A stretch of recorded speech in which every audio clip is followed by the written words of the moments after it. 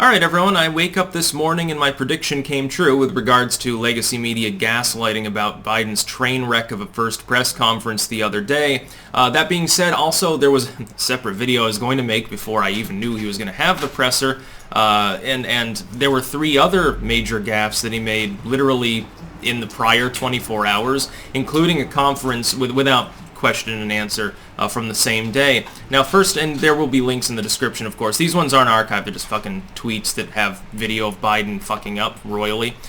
First and foremost though, if you're watching this video on YouTube, there will be a pinned comment, remember, with links to 4 other video hosting sites that I use. Each day I make 2 videos that are not on YouTube. That is, you're seeing 2 videos on YouTube, but you're getting 4 on all of these other sites. That's to incentivize people to make the switch, and that's because YouTube keeps demoting people algorithmically. It explicitly has stalled out my channel, along with basically other political commentators, left, right, and center, if they don't have a corporate contract, essentially. If you're too edgy, if you're too independency, you can't be counted on to go with the MSM lie, to go with propaganda, and so they want to cut you out and limit your audience. Anyway, again, 3 links in the description. You're barely going to be able to believe it. Like Biden, at first, and this was the other day, this was the day before the presser, he didn't even know whether he was supposed to wear a mask or take it off while giving his speech, and so he constantly does this. He's always asking people around him, Nancy Pelosi, his staff, Kamala, whatever, what he's supposed to be doing.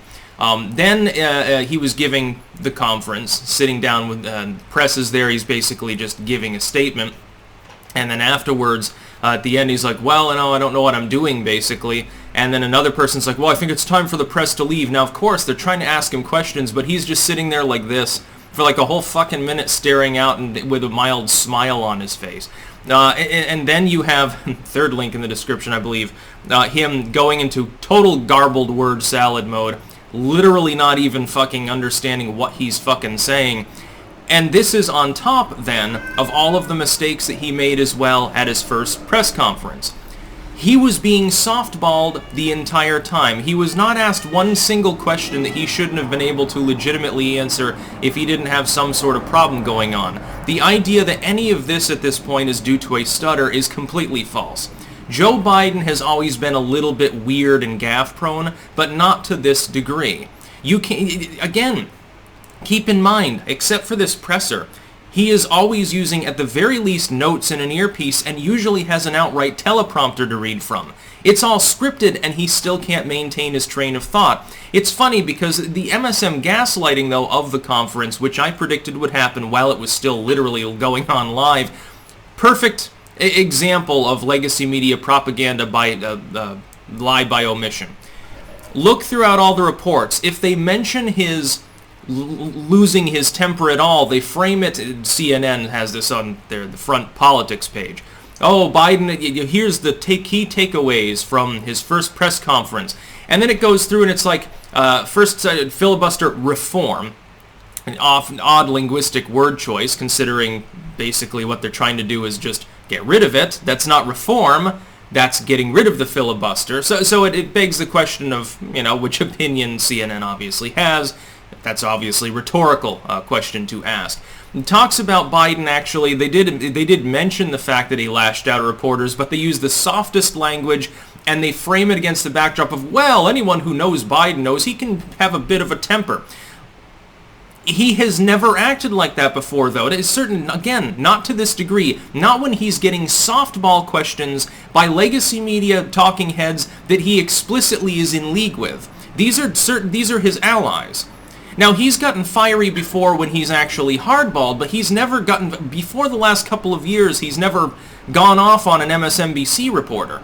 He's like, well, I don't even know where you guys are coming from. Is that a serious question? Come on, man. I'm a great respecter of fate, which, by the way, when your president is refusing to answer a question, just saying, well, I don't know, I'm just going to let fate have it. Don't you think that's a little bit unacceptable for someone whose job description is make executive decisions?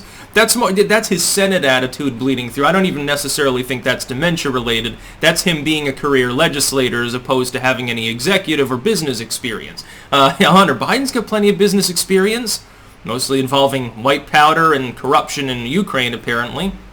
But this is nuts. I think the gaslighting, though, is worse than the gaffes themselves. Hardly a mention of the times that he meandered off and started ranting. Hardly a mention of him lashing out at his own media allies. Hardly a mention of him using the wrong cue card when asked about guns and getting all confused. Hardly a mention of that now, well, in all media at least, a famous photo. He literally had a piece of paper with the names and little blurbs about all of the reporters there. Not a single mention of the fact that Ducey was never called on. He never took a question from Fox. I wonder why. Ducey has actually asked him meaningful questions a couple of times, usually ignored in the process. I'm surprised they haven't just kicked Fox out of the press corps. And keep in mind, Fox is a multinational, globalistic corporate entity. It is a milquetoast neocon entity that fits in squarely with like the Romneyites, like the Bushes, the neocons, the rhinos, the so-called conservatives that really they go and party with Pelosi. They wouldn't be hanging out with Trump, at least after he stopped being donor class and started being Orange Man, according to the legacy media. They're not, like, embracing the new right or anything. Ducey and Carlson sort of play that game. They play acted on TV for profitable purposes, and really it's just controlled opposition. They won't even fucking take one of his questions. Because he might ask, maybe he goes off the script. I guarantee you that Biden got all of these questions days beforehand, had plenty of prep time. He probably did mock press conferences with his staff, and they determined, well, he won't screw up too badly. Again, as I said yesterday, I expected him to give like a C+ first press conference. He'd make mistakes, but it wouldn't be anything particularly meaningful. I've got a half a dozen fucking mistakes just from one 40-minute press conference that I can point to that are meaningful. I figured there'd be maybe one meaningful gap, maybe two, not a half a dozen. to tell the truth, this is worse than I expected. It was like a D- presser. The only thing that kept it from being an unmitigated disaster instead of just a kind of a train wreck is the fact that the media never hardballed him. Just think if they had.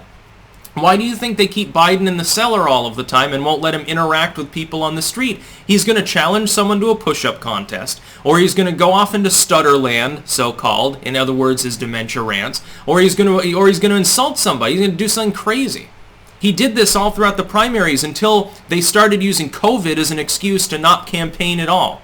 When they had events, they were very carefully scripted, small events where people were told explicitly, don't ask him any questions unless he's already gotten the cue card the day before. You'll submit everything beforehand. It was carefully curated. The legacy media has done literally all they can, has pulled out every stop to defend Joe Biden from himself effectively. Because if the public knew how out to lunch he was, look, there were questions about Ronald Reagan's mental health when he was running for re-election. First term, not so much. Second term, by the end, he was showing signs of early dementia. We all know this. His own fucking son has, I think, written a book about this. We know that. But even Ronald Reagan, post-president, would be more coherent than what we saw from Joe Biden the other day, and have seen from him for roughly the last year. He is already showing signs of early to moderate dementia. He's fallen to, twice. Since he's been in office, honk honk, twice he's had a fall. He blamed the dog the first time, and the media literally blamed it being windy the second time. People do not generally trip up the stairs just because there's a breeze. People generally, if they're of sound mind and body, they don't attempt to chase their dog and to grab its tail while they're in the shower. Why would you even do that? I think the official story that they used to cover up for whatever actually caused him to break his foot probably is more concerning. I would rather just go, I would rather not go along with that story. I think the story they concocted is more concerning because it shows only a fool would be in the shower. He's probably fucking naked with his dick out and shit, chasing his dog around the shower. It doesn't make any sense. Was he showering with the dog? I mean, come on, dude. This dude is not going to last his full term. Just so we're aware now, there is a better than 50-50 chance that he either resigns, is removed by the 25th, or dies in office. Talk about a goddamn crisis when the first female president, honk honk, is an unelected official, not necessarily great for the Dems optically, by the way, is an unlikable character that is widely despised even among many Democrats, by the way. Her likability is less than Joe Biden's, I'm pretty sure. Remember, she spars with people too. She's not exactly great at debates and hardball questions either. And you'd have a situation where it's like, everyone's going to say, told you so. Okay, your nominee was 77 years old when he was nominated, 78 years old before he fucking takes office. And he's talking about re-election. I expect to run in 2024. Dude, you'd be 82 years old. That ain't gonna happen. Not if he is running, he loses. He becomes a one-termer. That's a virtual guarantee. Considering all the metrics we're looking at right now, I can't imagine him being particularly popular. Even the push polls show him already collapsing in popularity by more than 5 points in his sweetheart period. I wonder why. Could it be delayed COVID relief?